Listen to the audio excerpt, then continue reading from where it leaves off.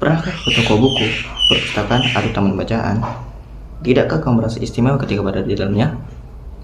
Di sekelilingmu ada berbagai toko dari dunia nyata dan hayal. Tempat yang pernah kau kunjungi dan yang belum.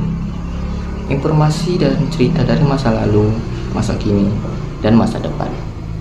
Semua berpadu, semua berada dalam genggamanmu.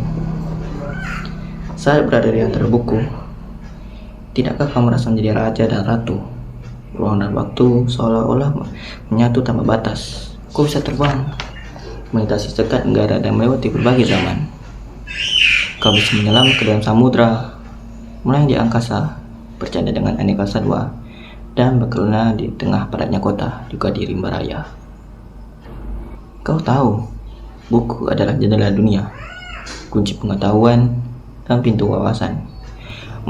Muhammad Hatta, sang proklamator, berkata, "Aku rela dipenjara asalkan bersama buku, karena dengan buku, aku bebas." Melalui buku, manusia terbebas dari ketidaktahuan.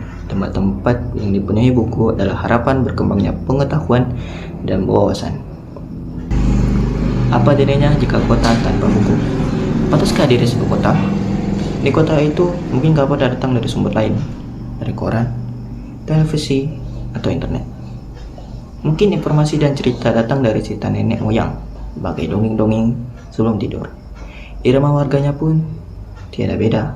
Bangun pagi, bertebaran di muka bumi untuk berbagai keperluan, untuk kembali pulang siang atau sore harinya.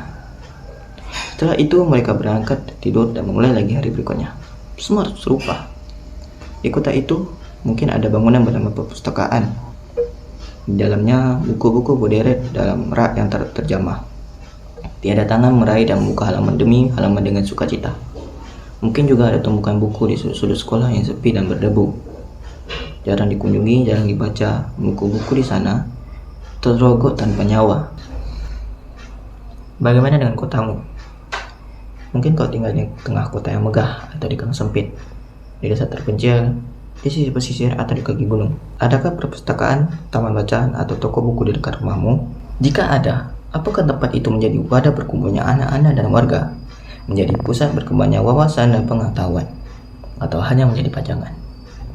Maukah kau menjadi orang yang merindukannya?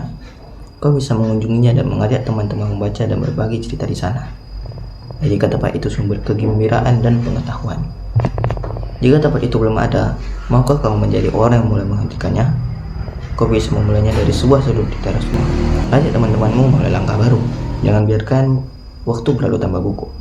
Siapapun dirimu, bersahabatlah dengan buku. Dia akan menjadi teman setiamu sepanjang waktu. Sekian dari saya. Wassalamualaikum warahmatullahi wabarakatuh.